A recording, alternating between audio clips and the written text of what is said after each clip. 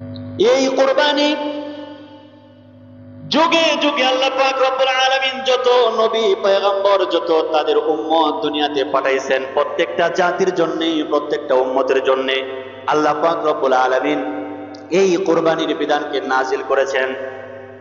তবে তাদের কুরবানির যে কাইফিয়ত, তাদের কুরবানির যে অবস্থা, এটা ভিন্ন ছিল। আমরা যে কুরবানি করি এটার অবস্থা ভিন্ন। বলে তাদের কুরবানি এমন হতো, তারা কোরবানি করলে আকাশ থেকে আগুন এসে যার কোরবানিটা কবুল হয়েছে সেটা জ্বালায়া দিত, জ্বালায়া পোড়ায়া সেটাকে ভস্ম করে দিত, ছাই করে দিত।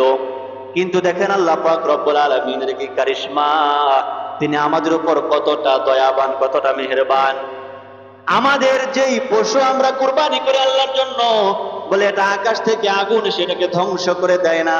আল্লাহ তাআলা বললেন ফাকুলু মিনহা ওয়া আত'ইমুল বাইসাল ফাকির, বলে যে তোমরা এই পশু জবাই করেছো আমার জন্য, আমি এই পশুর রক্ত চাই না, আমি এই পশুর কোনো গোশত চাই না। তোমরা যেহেতু কষ্ট করে আমার জন্য জবাই করেছো, নিজেদের টাকা পয়সা খরচ করেছো, বলে যে এই গোশত, এই মাংস এবং এর মধ্যে যা কিছু আছে, বলে এটা থেকে যেটা হালাল তোমরা সেটা থেকে খাও এবং উপকৃত হও। এজন্য মুসলমান অন্যান্য নবীদের উম্মত, তাদের কোরবানি আকাশ থেকে আগুন এসে জ্বালায় দিত, কিন্তু আমার আপনার কোরবানির জন্তু যে পশু, এর গোশতকে আল্লাহ পাক রব্বুল আলামিন আমার আপনার জন্য হালাল করেছেন, বৈধ করেছেন। এখন কোরবানি করব, যদি এমন হতো যে দক্ষিণ ধনোয়া ওই প্রাইমারি স্কুল বা হাই স্কুল মাঠে বড় বড় নেতারা, হাজী সাহেবরা, গাজী সাহেবরা, সমাজের নেতৃস্থানীয় লোকেরা উট দুম্বা গরু ছাগল নিয়ে হাজির হয়েছে কুরবানি দিবে, যদি ওই বিধানটা থাকতো, একটু কল্পনা করেন যে মানুষের মনের অবস্থা যদি, নিয়ত যদি সহি না হতো, তাহলে তো কুরবানি কবুল হতো না। হালাল উপার্জন যদি না হতো তাহলে তো কুরবানি কবুল হতো না। শরীয়ত মোতাবেক না হলে তো কুরবানি কবুল হতো না। লোক দেখানোর মনোভাব যদি থাকতো তাহলে তো কুরবানি কবুল হতো না। আকাশ থেকে আগুন এসে ওই কুরবানির পশুকে ধ্বংস করতো না। তো মানুষ যখন দেখতো যে হাজার হাজার গরু ছাগল মানুষ কুরবানি করছে, এর মধ্য থেকে মুষ্টিময় কয়েকজনেরটা কবুল হয়েছে, বাকি অনেকজনেরটা আল্লাহ তাআলা কবুল করে নাই, তখন একজন আরেকজনকে দেখা থুতু দিত, সিসি দিত, দিত কি দিত না? এরকম হাইসা হাইসা বলতো, ওরে হাজি রে, তুই কি কুরবানি করলি রে। হাজি সাহেব যারা আসলে রাগ করে নাই, ওয়াজের একটা প্রসঙ্গতে বললাম আর কি, ও নেতা রে, তুই কি কুরবানি করলি রে, তোর কুরবানি তো কবুল হইল না। এত লাখ টাকা দিয়ে গরু কিনলা, কিন্তু তোমার কুরবানি তো কবুল হলো না। বলে এটা বেইজ্জতি হওয়ার আশঙ্কা ছিল কি ছিল না? কিরকম বেইজ্জতি! হায় হায় হায় হায়! একেবারে 7 বছরের পোলাপান থেকে বড় মানুষ যারা কুরবানি দিতে পারে নাই, যে তারা তাদেরকে সিসি দিত। আয় রে, সমাজের মধ্যে যারা ভালো মনে করছিলাম এই রে সবচাইতে খারাপ, এর কুরবানি দেখো আল্লাহ কবুল করে নাই, এর কি কামাই করে কি খায়, এরকম ভাবে টিটকারি করতো কি করতো না বলেন? করতো। কিন্তু আল্লাহ পাক রব্বুল আলামিনের কত দয়া, কত মায়া এই উম্মতের জন্য। এই উম্মত কুরবানি করবে, কার কুরবানি কবুল হলো কি হলো না এটা অজানা। বলে যেটা গোপন রাখছে এটা কিয়ামতের ময়দানের পর আল্লাহ পাক রব্বুল আলামিন দান করবে। বাহ্যিক দৃষ্টিতে, দুনিয়ার দৃষ্টিতে আল্লাহ পাক রব্বুল আলামিন কাউকে লজ্জিত করতে চান নাই। আমার আপনার পয়গম্বর বিশ্বনবী সাল্লাল্লাহু আলাইহি ওয়াসাল্লামের দুয়ার ফসল। নবীজি বলে গিয়েছেন, আমার উম্মত যেন তাদের কোন আমলের কারণে এরকম ভাবে লজ্জিত না হয়। আল্লাহ পাক রব্বুল আলামিন তেনার এই দোয়াকে কবুল করেছেন, যার ফলশ্রুতিতে এখন আমরা কুরবানি করি। এই কুরবানির পশু আসমান থেকে আগুন এসে জ্বালায় দেয় না, বরং আমাদের শরীয়তের বিধান হলো যে এই কুরবানির পশুর জন্তু যদি আমি চাই তাহলে পোড়াটা আমি গোশত নিজে ভক্ষণ করতে পারবো, কোনো সমস্যা নাই। কুরবানির গোশত মাসআলা, কোন ব্যক্তি যদি চায়, যে ব্যক্তি কুরবানি দিছে, যে আমি নিজেই পোড়াটা খাবো, কাউরে দিব না, জায়েজ। নিজেই খাবো, কাউরে দেব না, এটা কি বলেন? জায়েজ, কোনো সমস্যা নাই। তবে আল্লাহ পাক রব্বুল আলামিন যেহেতু বলছেন যে তোমরা তো কুরবানি করবা, যে তোমাদের সম্পদের মধ্যে যেহেতু আত্মীয় স্বজনের হক আছে, তোমাদের সম্পদের মধ্যে যেহেতু গরিব দুঃখীর হক আছে, সুতরাং তোমরা তাদের এই হক নষ্ট করো না, নিজেও খাও। ফাকুলু মিনহা ওয়া তুইমুল কানিআ ওয়াল মু'তার, যারা তোমাদের কাছে চাইতে পারে না তোমাদের আত্মীয় স্বজন এদেরকে দাও, যারা চায় সরাসরি যে আমারে কিছু দেন কুরবানির মাংস, যে তাদেরকেও দাও, গরিব দুঃখী যারা আছে, ফকির মিসকিন যারা আছে তাদেরকেও দাও। বলে যে এটাই হবে আমার আপনার জন্য ত্যাগ, কুরবানি। নিজে কুরবানি করলাম, বড় বড় পশু জানোয়ার কুরবানি করলাম, কিন্তু মাংসের মহাব্বত ছাড়তে পারলাম না।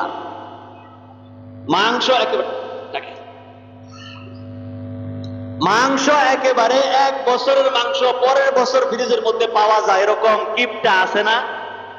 কথা বলেন না, আছে না? যে তাদের অবস্থাটা কি হবে? যদিও জায়েজ, তারপরে হকটা কি ছিল যে কোরবানি দেওয়ার পরে সমস্ত মাংস নিয়ে একেবারে ফ্রিজের মধ্যে ঢোকানো?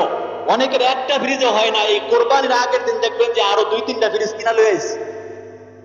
তো এই জন্য ভাই, আমি আপনি কোরবানি করতেছি আল্লাহর জন্য। কোরবানি মানে শুধু ওই যে গরু জবাই করলাম এরকম কোরবানি নয়। আমার জীবনের ত্যাগ, আমার সম্পদের মায়াকে আমি ত্যাগ করব, আমার জীবনের কষ্ট উপার্জিত যে টাকা পয়সা এগুলো আল্লাহর রাস্তায় খরচ করব, গরিব দুঃখীদেরকে দান করব, যে এটাও এক ধরনের ত্যাগ, এটাও এক ধরনের মহব্বতে দরুদ শরীফ পাঠ করি। আল্লাহুম্মা সাল্লি আলা মুহাম্মাদ ওয়া আলা আলি মুহাম্মাদ কামা সাল্লাইতা আলা ইব্রাহিম ওয়া আলা আলি ইব্রাহিম ইন্নাকা হামিদুম মাজিদ।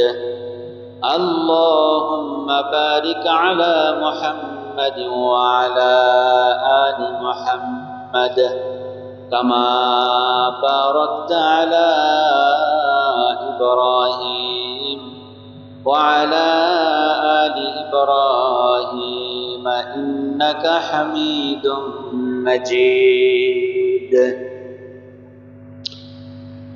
حق نے دے معراج تم کو اور بخشا تاج تم کو، دے صلاتی باج تم کو، دو جہاں کا راج تم کو، بلغ العلا بکمالہ كشف الدجى بجماله، حسنت جميع خصاله، صلوا عليه وآله۔ ہے رسول দাও না দেখা আমায়, হৃদয়ে তোমার ছবি আঁকবো। হে রসুল দাও না দেখা আমায়, হৃদয়ে তোমার ছবি আঁকবো। বিরহের জীবনে শূন্যতা এ মনে, বিরহের জীবনে শূন্যতা এ মনে, কি নিয়ে আমি বলো বাঁচব। হে রসুল দাও না দেখা আমায়, হৃদয়ে তোমার ছবি আঁকবো। হে রসুল দাও না দেখা আমায়, হৃদয়ে তোমার ছবি আঁকবো।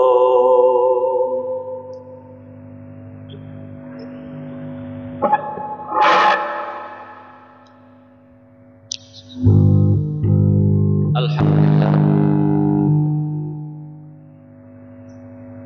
মহান আল্লাহ রাব্বুল আলামিনের দরবারে আমরা শুরুতেই শুকরিয়া জ্ঞাপন করছি যে মহান রব্বুল ইজ্জত ওয়াল জালাল যে মহান মালিক, যে মহান খালিক আমাদেরকে অত্যন্ত দয়া করে, মায়া করে, মহাব্বত করে, ভালোবেসে আমাদের হায়াতের জিন্দেগিকে বাকি রেখে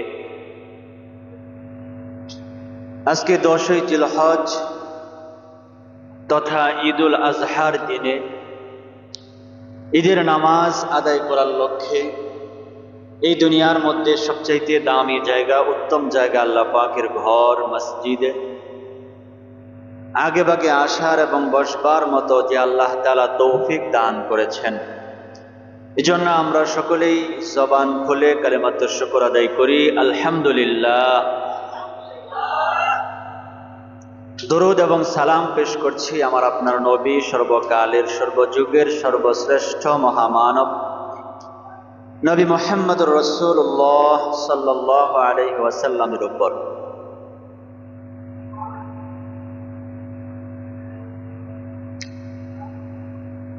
ঈদ মানে আনন্দ, ঈদ মানে খুশি। আদহা অর্থ হলো কোরবানি।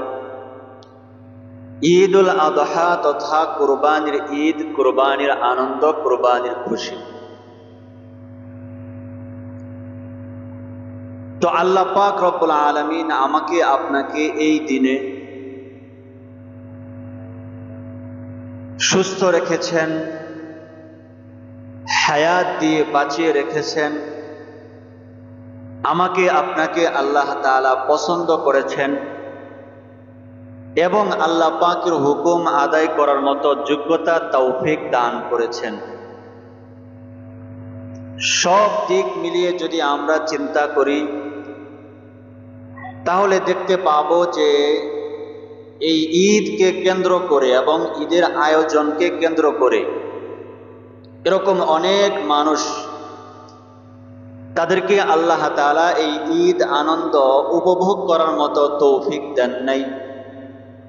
তাদের হায়াতের জিন্দেগি শেষ হয়ে গেছে, তারা অলরেডি কবরের মধ্যে অবস্থান করছে।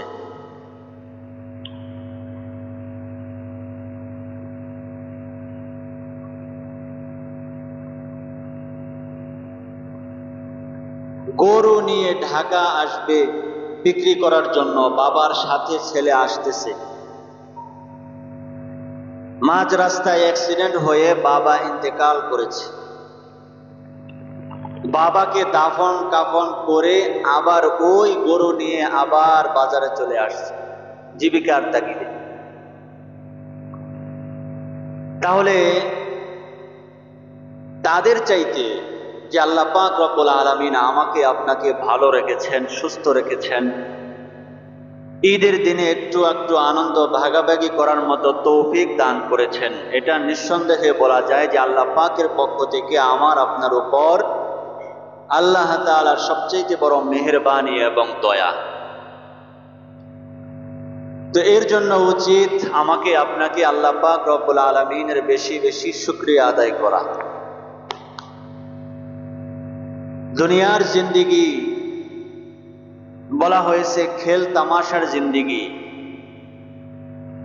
দুনিয়ার জিন্দেগিকে বলা হয়েছে ক্ষণস্থায়ী জিন্দেগি।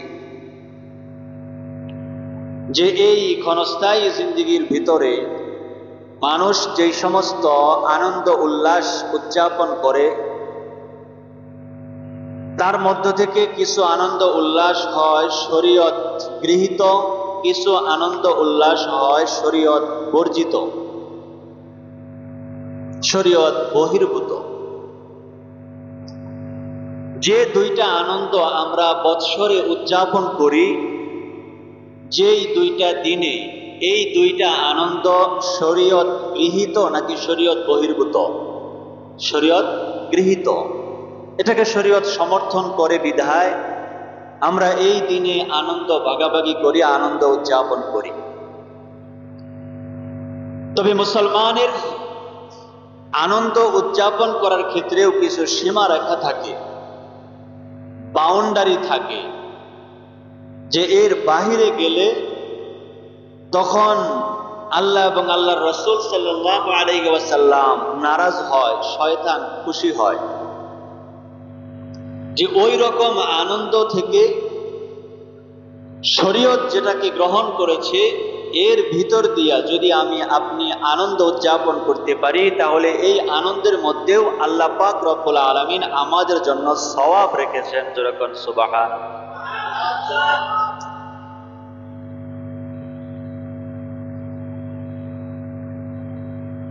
ওই দুইটা আনন্দের দিন হলো, একটা হলো এই ঈদুল আজহা, ঈদের দিন অর্থাৎ কোরবানির ঈদের দিন, আরেকটা হলো ইয়াউমুল ফিতর তথা ঈদুল ফিতর তথা ঈদুল ফিতরের দিন অর্থাৎ রোজার ঈদ যেটাকে আমরা বলি।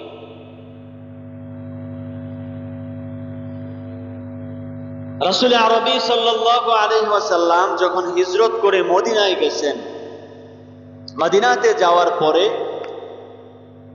ওখানকার মানুষদেরকে দেখলেন যে তারা দুইটা দিন আনন্দ উল্লাস করে।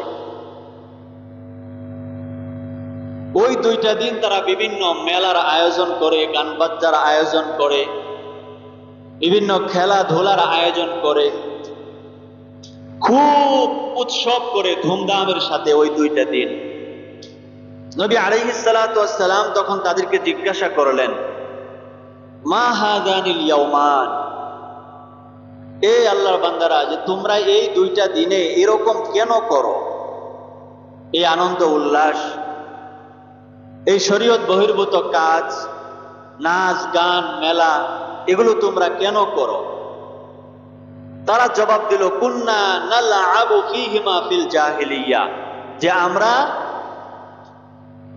জানি যে জাহিলি যুগে, বর্বরতার যুগে, মূর্খতার যুগে, অজ্ঞতার যুগে, যখন মানুষের মধ্যে হিতাহিত জ্ঞান ছিল না, যখন মানুষ ছিল জ্ঞান পাপী, যখন মানুষ নিজের মনের খাহেসাতকে পূরণ করার জন্য একজন আরেকজনের সাথে প্রতিযোগিতা করত, যে ওই জাহিলিয়াতের যুগে এই দুইটা দিন আমাদের বাপদাদারা বা আমাদের পূর্বপুরুষেরা তারা আনন্দ করত, যে আমরাও ওই ঐতিহ্যকে ধরে রেখেছি, আমরাও এই দুইটা দিনে আনন্দ করি। তখন আল্লাহ পাক রব্বুল আলামিনের পয়গম্বর রাহমাতুল লিল আলামিন তিনি বললেন যে আমি কি তোমাদেরকে বলে দেব যে এর চাইতেও দুইটা আনন্দের দিন যেটা আল্লাহ পাক রব্বুল আলামিন স্বয়ং আমাদের জন্য নির্ধারণ করে দিয়েছেন? তখন নবী আলাইহিস সালাতু ওয়াস সালাম বললেন যে ক্বাদ আবদালাকুম বিহিমা, ইন্নাল্লাহা ক্বাদ আবদালাকুম বিহিমা, যে আল্লাহ পাক রব্বুল আলামিন তোমাদের জন্য দুইটা আনন্দের দিন আল্লাহ পাকের পক্ষ থেকে নির্ধারণ করে দিয়েছেন। এর মধ্যে একটা হলো ইয়াউমুল আদহা তথা কুরবানির ঈদের দিন, আরেকটা হলো ঈদুল ফিতর তথা রোজার ঈদের দিন। যেরকম সুবহানাল্লাহ। তাহলে এই যে আনন্দের দিন, এটা কি আমার আপনার বানানো নাকি আল্লাহর পক্ষ থেকে? আল্লাহ পাকের পক্ষ থেকে। তিনি আমাদের খালেক, সৃষ্টিকর্তা। তিনি যেই দিন নির্ধারণ করেছেন আনন্দ উল্লাস করার জন্য, ওই দিনটাতে যদি আমরা আনন্দ উল্লাস করি, এটা হবে আমার আপনার জন্য ইবাদত। যদি আনন্দটা শরীয়তের মধ্যে থেকে, শরীয়ত যেটাকে গ্রহণ করেছে ওটাকে যদি আমরা গ্রহণ করতে পারি আর ওইভাবে আনন্দ করতে পারি, তাহলে এই আনন্দের মধ্যেও আল্লাহ পাক রব্বুল আলামিন আমাকে আপনাকে সওয়াব দান করবেন।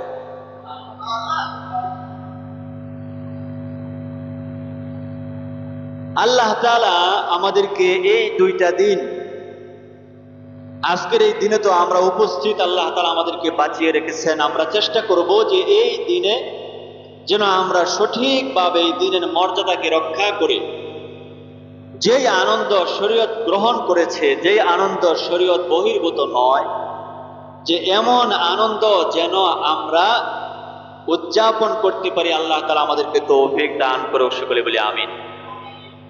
সম্মানিত ভাইরা, সময় একেবারেই অল্প। এই অল্প সময়ের মধ্যে যেহেতু আজকের দিনটা হলো কোরবানির দিন, অনেকেই ইতিমধ্যে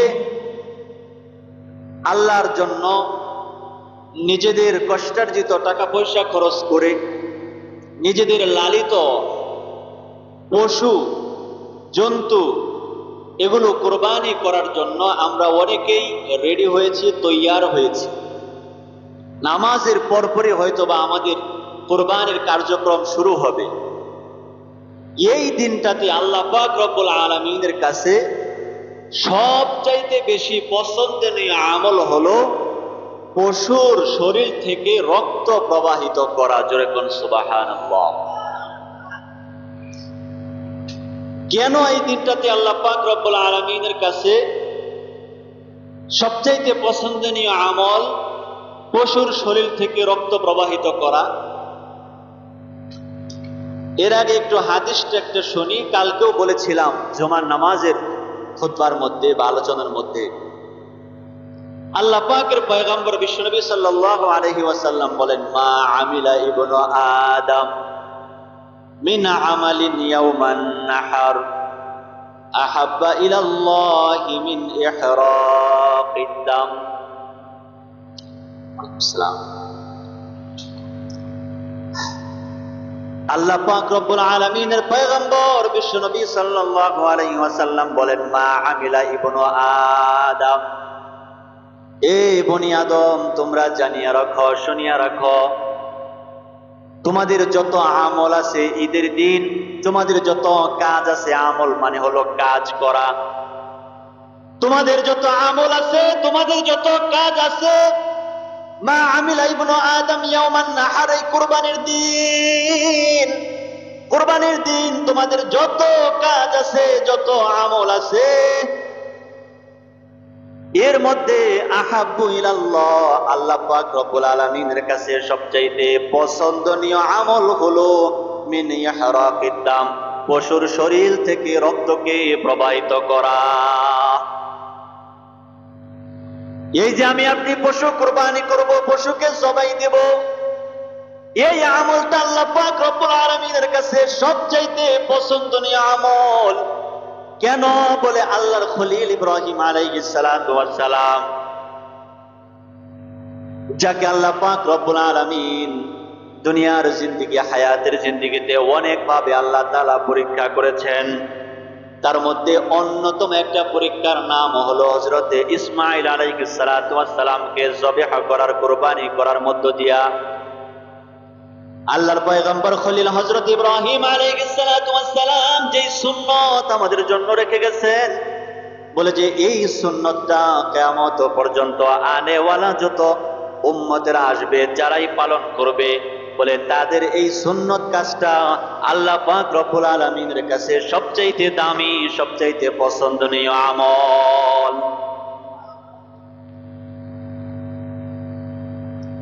আল্লাহর পয়গম্বরকে বিশ্বনবী রাহমাতুল লিল আলামিন, সাইয়্যিদুল মুরসালিন, খাতামুন নবিয়্যিন, তাকে জিজ্ঞাসা করা হয়েছে, সাহাবায়ে কেরামরা জিজ্ঞাসা করছেন, ওগো আল্লাহর পয়গম্বর, মা হাযিহিল আদাহি ইয়া রাসূলুল্লাহ, ওগো আল্লাহর পয়গম্বর, এই যে কুরবানির ঈদ, কুরবানি আদাহি, এটা কি? মূলত এটা কি? জিনিসটা কি?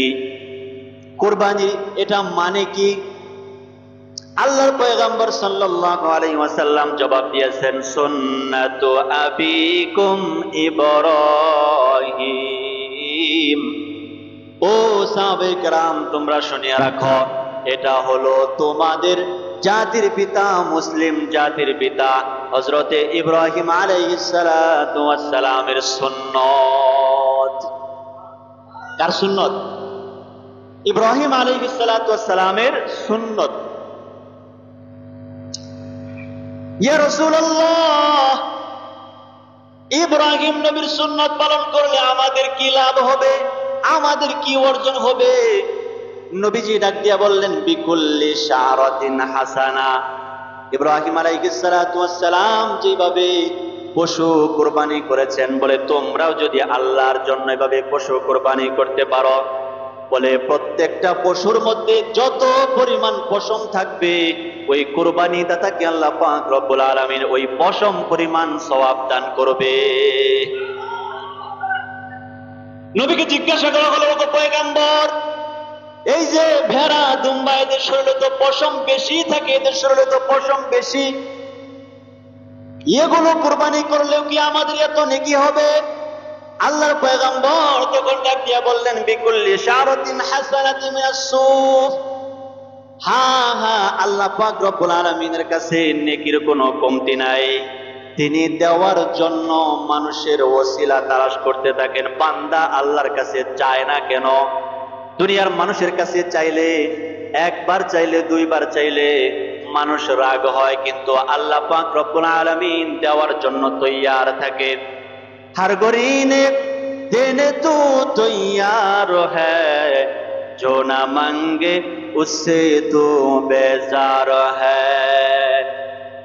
প্রত্যেকটা মানুষকে আল্লাহ পাক রব্বুল আলামিন নেকি দেওয়ার জন্য প্রস্তুত থাকেন, দেওয়ার জন্য আল্লাহ পাক রব্বুল আলামিন রেডি থাকেন, কিন্তু বান্দা আল্লাহ তাআলার কাছে নিতে পারে না। আমরা নিতে পারি না বিধায় আল্লাহ তাআলা আমাদেরকে দেয় না। নবীকে যখন জিজ্ঞাসা করা হইল, ছাগল দুম্বা ভেড়া এগুলোর মধ্যে তো পশম বেশি, তাহলে এগুলো কি কুরবানি করলে আমাদের নেকি হবে নাকি? বলে হ্যাঁ হ্যাঁ, এগুলো যদি তোমরা আল্লাহর জন্য কুরবানি করতে পারো, প্রত্যেকটা পশমের বিনিময়ে আল্লাহ তাআলা তোমাদেরকে এক একটা নেকি দান করবে। এজন্য মুসলমান ভাইরা আমার, এই কুরবানি যুগে যুগে আল্লাহ পাক রব্বুল আলামিন যত নবী পয়গম্বর যত তাদের উম্মত দুনিয়াতে পাঠাইছেন, প্রত্যেকটা জাতির জন্য, প্রত্যেকটা উম্মতের জন্য আল্লাহ পাক রব্বুল আলামিন এই কুরবানির বিধানকে নাজিল করেছেন। তবে তাদের কুরবানির ঠিক কাইফিয়ত, তাদের কুরবানির যে অবস্থা এটা ভিন্ন ছিল। আমরা যে কুরবানি করি এটার অবস্থা ভিন্ন। বলে তাদের কুরবানি এমন হতো, তারা কোরবানি করলে আকাশ থেকে আগুন এসে যার কোরবানিটা কবুল হয়েছে সেটা জ্বালায়া দিত, জ্বালায়া পোড়ায়া সেটাকে ভস্ম করে দিত, ছাই করে দিত। কিন্তু দেখেন আল্লাহ পাক রব্বুল আলামিনের কি কারিশমা, তিনি আমাদের উপর কতটা দয়াবান, কতটা মেহেরবান। আমাদের যেই পশু আমরা কুরবানি করে আল্লাহর জন্য, বলে এটা আকাশ থেকে আগুন সেটাকে ধ্বংস করে দেয় না। আল্লাহ তাআলা বললেন, ফাকুলু মিনহা ওয়া আত'ইমুল বাইসাল ফাকির, বলে যে তোমরা এই পশু জবাই করেছো আমার জন্য, আমি এই পশুর রক্ত চাই না, আমি এই পশুর কোনো গোশত চাই না। তোমরা যেহেতু কষ্ট করে আমার জন্য জবাই করেছো, নিজেদের টাকা পয়সা খরচ করেছো, বলে যে এই গোশত, এই মাংস এবং এর মধ্যে যা কিছু আছে, বলে এটা থেকে যেটা হালাল তোমরা সেটা থেকে খাও এবং উপকৃত হও। এজন্য মুসলমান অন্যান্য নবীদের উম্মত তাদের কুরবানি আকাশ থেকে আগুন এসে জ্বালায় দিত, কিন্তু আমার আপনার কুরবানির জন্তু যে পশু, এর গোশতকে আল্লাহ পাক রব্বুল আলামিন আমার আপনার জন্য হালাল করেছেন, বৈধ করেছেন। এখন কুরবানি করব, যদি এমন হতো যে দক্ষিণ ধনোয়া ওই প্রাইমারি স্কুল বা হাই স্কুল মাঠে বড় বড় নেতারা, হাজী সাহেবরা, গাজী সাহেবরা, সমাজের নেতৃস্থানীয় লোকেরা উট দুম্বা গরু ছাগল নিয়ে হাজির হয়েছে কুরবানি দিবে, যদি ওই বিধানটা থাকতো, একটু কল্পনা করেন যে মানুষের মনের অবস্থা যদি, নিয়ত যদি সহি না হতো, তাহলে তো কুরবানি কবুল হতো না। হালাল উপার্জন যদি না হতো তাহলে তো কুরবানি কবুল হতো না। শরীয়ত মোতাবেক না হলে তো কুরবানি কবুল হতো না। লোক দেখানোর মনোভাব যদি থাকতো তাহলে তো কুরবানি কবুল হতো না। আকাশ থেকে আগুন এসে ওই কুরবানির পশুকে ধ্বংস করতো না। তো মানুষ যখন দেখতো যে হাজার হাজার গরু ছাগল মানুষ কুরবানি করছে, এর মধ্য থেকে মুষ্টিময় কয়েকজনেরটা কবুল হয়েছে, বাকি অনেকজনেরটা আল্লাহ তাআলা কবুল করে নাই, তখন একজন আরেকজনকে দেখা থুতু দিত, সিসি দিত, দিত কি দিত না? এরকম হাইসা হাইসা বলতো, ওরে হাজি রে, তুই কি কুরবানি করলি রে? হাজি সাহেব যারা আছে তারা রাগ করেন নাই, ওয়াজের একটা প্রসঙ্গতে বললাম আর কি। ও নেতা রে, তুই কি কুরবানি করলি রে? তোর কুরবানি তো কবুল হইল না। এত লাখ টাকা দিয়ে গরু কিনলা, কিন্তু তোমার কুরবানি তো কবুল হলো না। বলে এটা বেইজ্জতি হওয়ার আশঙ্কা ছিল কি ছিল না? কিরকম বেইজ্জতি! হায় হায় হায় হায়! একেবারে 7 বছরের পোলাপান থেকে বড় মানুষ যারা কোরবানি দিতে পারে নাই, যে তারা তাদেরকে সিসি দিত, আয় রে, সমাজের মধ্যে যারা ভালো মনে করছিলাম এইটাই সবচাইতে খারাপ, এর কুরবানি দেখো আল্লাহ কবুল করে নাই। এর কি কামাই করে কি খায়, এরকম ভাবে টিটকারি করতো কি করতো না বলেন? করত। কিন্তু আল্লাহ পাক রব্বুল আলামিনের কত দয়া কত মায়া এই উম্মতের জন্য। এই উম্মত কুরবানি করবে, কার কুরবানি কবুল হলো কি হলো না এটা অজানা। বলে যেটা গোপন রাখছে এটা কিয়ামতের ময়দানের পর আল্লাহ পাক রব্বুল আলামিন দান করবে। বাহ্যিক দৃষ্টিতে, দুনিয়ার দৃষ্টিতে আল্লাহ পাক রব্বুল আলামিন কাউকে লজ্জিত করতে চান নাই। আমার আপনার পয়গম্বর বিশ্বনবী সাল্লাল্লাহু আলাইহি ওয়াসাল্লামের দুয়ার ফসল। নবীজি বলে গিয়েছেন আমার উম্মত যেন তাদের কোন আমলের কারণে এরকম ভাবে লজ্জিত না হয়।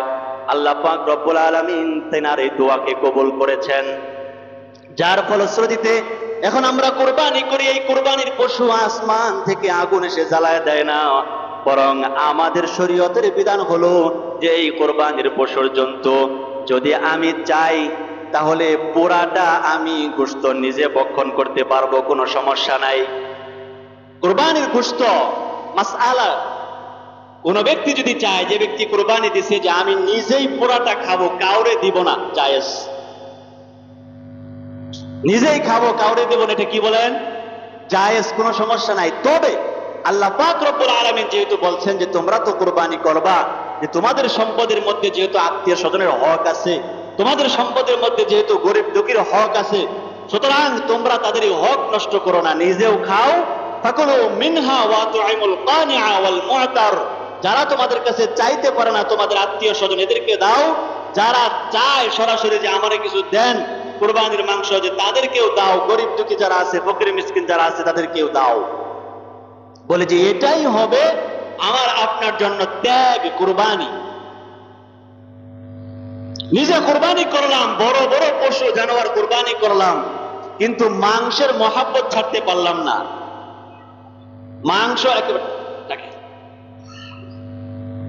মাংস একেবারে 1 বছরের মাংস পরের বছর ফ্রিজের মধ্যে পাওয়া যায়, এরকম কিপটা আছে না? কথা বলেন না, আছে না? যে তাদের অবস্থাটা কি হবে? যদিও জায়েজ, তারপরও হকটা কি ছিল? যে কোরবানি দেওয়ার পরে সমস্ত মাংস নিয়ে একেবারে ফ্রিজের মধ্যে ঢোকানো। অনেকের একটা ফ্রিজে হয় না, এই কোরবানির আগের দিন দেখবেন যে আরো 2-3টা ফ্রিজ কিনা লয়েছে। তো এই জন্য ভাই, আমি আপনি কোরবানি করতেছি আল্লাহর জন্য। কোরবানি মানে শুধু ওই যে গরু জবাই করলাম এরকম কোরবানি নয়। আমার জীবনের ত্যাগ, আমার সম্পদের মায়াকে আমি ত্যাগ করব, আমার জীবনের কষ্ট উপার্জিত যে টাকা পয়সা এগুলো আল্লাহর রাস্তায় খরচ করব, গরিব দুঃখীদেরকে দান করব, যে এটাও এক ধরনের ত্যাগ, এটাও এক ধরনের কোরবানি।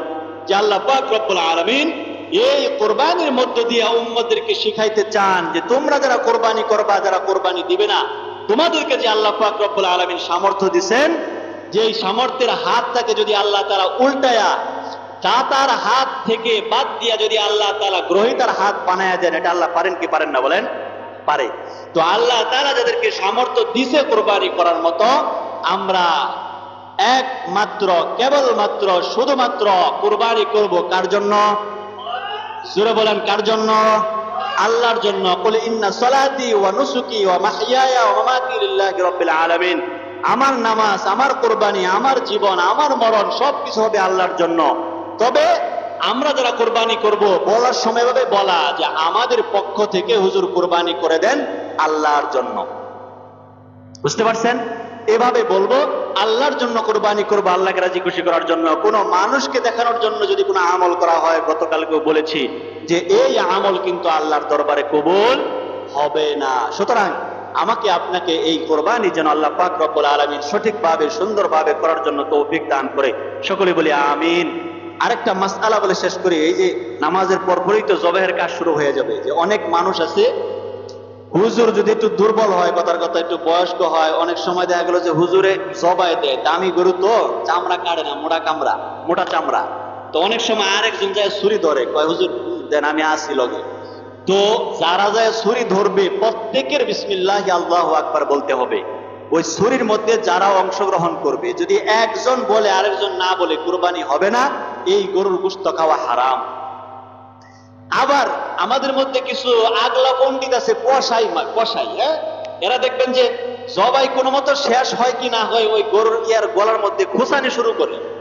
খুঁচাবেন না, হ্যাঁ, আপনার ওই খুঁচানির আঘাতে অনেক সময় গরু স্ট্রোক করে, যে তখন যদি এইভাবে মারা যায়, আমি আপনি তো জানি না, তখন দেখা গেলো এই গোশত খাওয়া হারাম হয়ে যাবে। আবার আরেক কিছু পাগলা আছে যে মানে অস্থির হয়ে যায়, ধীরস্থিরতা অবলম্বন করে না, অথচ ধীরস্থিরতা অবলম্বন করা এটা আল্লাহ পাকের পক্ষ থেকে, তাড়াহুড়া করা শয়তানের পক্ষ থেকে, যে এখনো পুরা শরীর নিস্তেজ হয় নাই, হ্যাঁ, তার আগে দিয়ে ওই পায়ের গোছা কাটা শুরু করছে, চামড়া কাটা শুরু করছে, বুঝেন নাই? যে এরকম তাড়াহুড়া আমরা করব না, পশুটাকে সুন্দরভাবে জবাই করব, একেবারে নিস্তেজ হলে তারপরে আমরা তার চামড়া চড়ানো শুরু করবো ইনশাআল্লাহ। আল্লাহ পাক রব্বুল আলামিন আমাদেরকে তৌফিক দান করুক, সকলে বলি আমিন।